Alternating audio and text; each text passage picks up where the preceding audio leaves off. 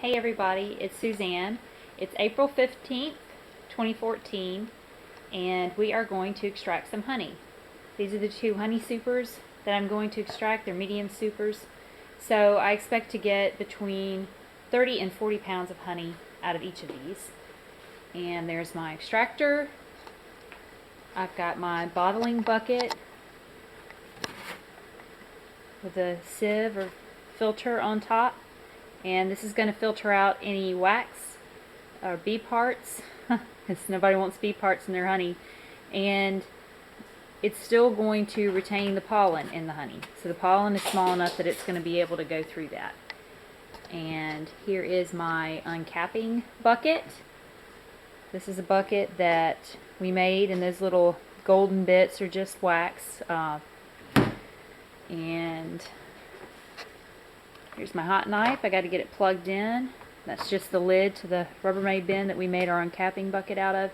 It's really important to keep your cappings and then strain those.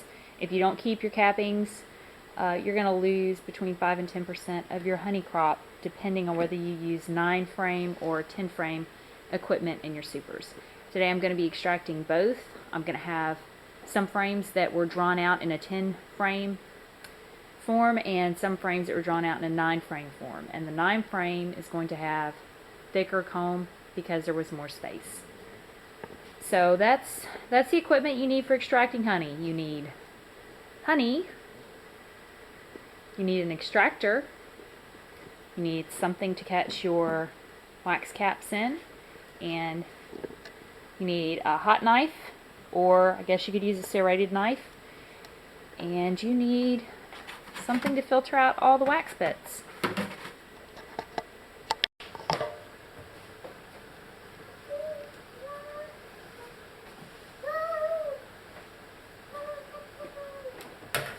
This is a frame that was put in a 10-frame configuration. You can see right here that it doesn't come very far from the frame.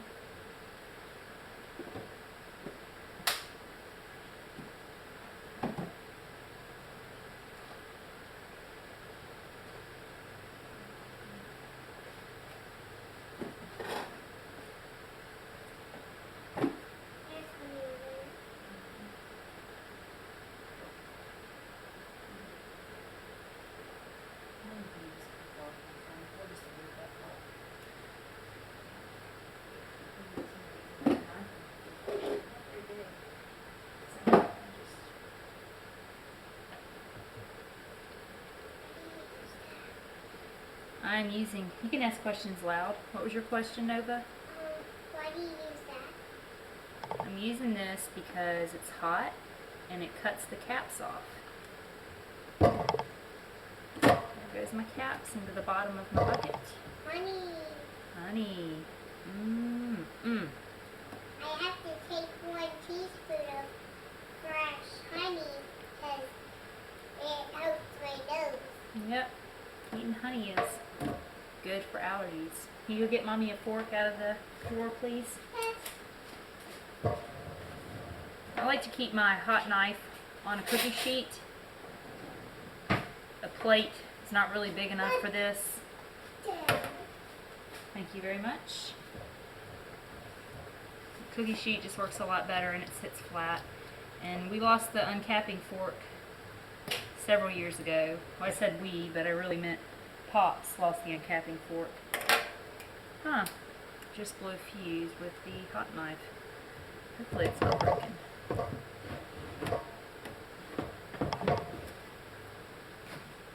That's a lot of honey there on the cookie.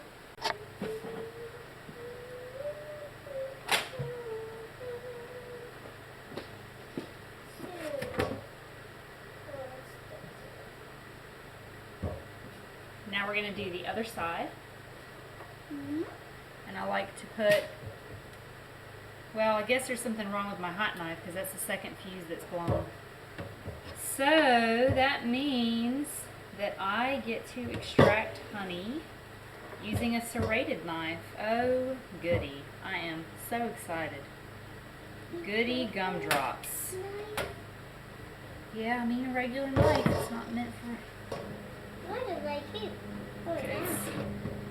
So the moral of that story, I guess, is that after, I don't know, 8 years, I need a new hot knife. I'm going to use this. I've never used it before. I don't know if it's going to work, but I have my fingers crossed. Oh, this isn't bad. I say that now. I'm not done yet. Okay.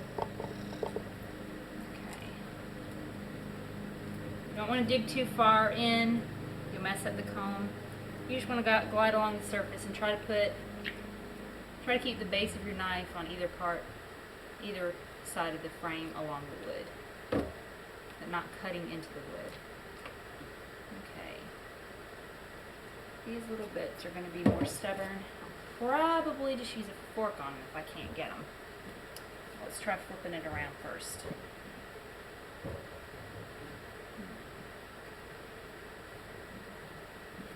It's telling me it's not going to happen. I'm stubborn. No, it's not worth it. Okay, so Fork. I'm going to get the fork. Come on, fingers crossed if it will work. Yeah. Okay. I used to do this. Let's see if I can. Used to do this motion with an uncapping knife or a fork until I watched a video. I think it was a Brushy Mountain Bee Farm video. Maybe it wasn't, I don't remember, but on how to use an uncapping fork. And I mean, this works much better using it this way instead of scraping. You're not scraping, you're uncapping. You're sort of popping the top. That's how you should think of it. Obviously, an uncapping fork is a lot wider base than this, so you're gonna get finished a lot faster with that. But I think the theme of today's honey extracting experience is everything is going to take twice as long as it should, and I think I should just go ahead and accept that, and the whole process will be much less stressful for me. If it takes so long, which it isn't, then that's good. If it doesn't take long. Yep, and like Nova said, if it doesn't take very long, then I'll just be pleasantly surprised. Get these off back here. I think I just raked this earlier on the side Gross. before I remember the right way to do it. Okay. The bees make honey. First they get pollen, and then they make it into honey. The bees make honey out of flower nectar. The pollen they make into bee bread. The pollen still looks like pollen. It's the nectar, it's the flower juice that they turn into honey.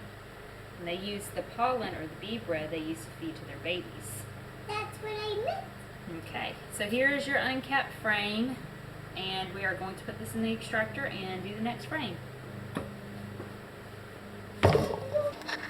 Okay, so there's our frame, and we're putting it in the extractor. Okay, down, down, down, and a little trick, I don't know if you can see, there's a little hole down there. That little hole, hold that up, baby. That little hole down there, you want to get this brace piece into that, because if you don't, it's going to stick up and it's going to hit the lid when you rotate it. So we've got one frame in. We're going to put the next frame in right here. This is a 2-frame extractor. Alright, is it hard to turn that way or is it easy? It's easy. Try turn it the other way. Oh, that's the right way to turn it.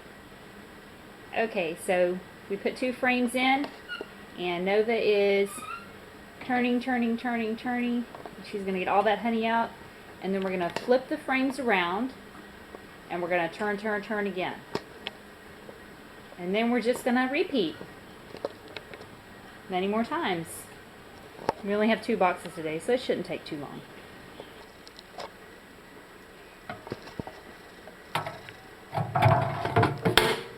Here is a frame that has been extracted. These little globs that you see right there, these are just globs of pollen. I don't use a queen excluder on mine unless I have to. And for this one I didn't have to, but they tend to try to store some pollen up in it if there were brood anywhere close to this frame, which there may have been some below it. So you take that, it's going to be sticky. Wondering, how do I clean this up? Just put it back in the box and put it back on the hive. These will clean it up for you. So I forgot to mention, make sure that the valve is closed before you start extracting, because if it isn't, your honey's going to leak out. And the extractor is about full. See the honey in the bottom, a couple more frames, and it's going to be touching the bottom of the frame. Bottom of the frame is going to be dragging in it. So we have our bucket, we have our sieve, and we're going to make sure this is closed off real good. It is. Okay.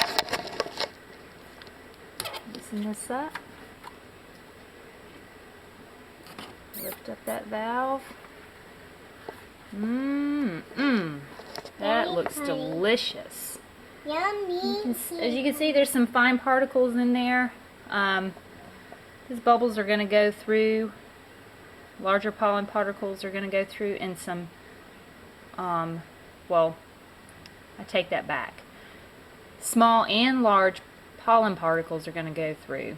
Some of the large pollen particles tend to be a little bit grainy, so I like to scoop those off. And the way you do that, after you filter it out, you let your bucket sit for about a day, and you can skim the larger particles off the top. And by larger particles, I don't mean big chunks like this. I mean the little finer things right here that kind of look like bubbles. Those are going to go through the sieve, but I like taking those out. And they'll float to the top if you allow your honey to settle, which I always do. Yep, that's right. We're going to tilt this up a little bit.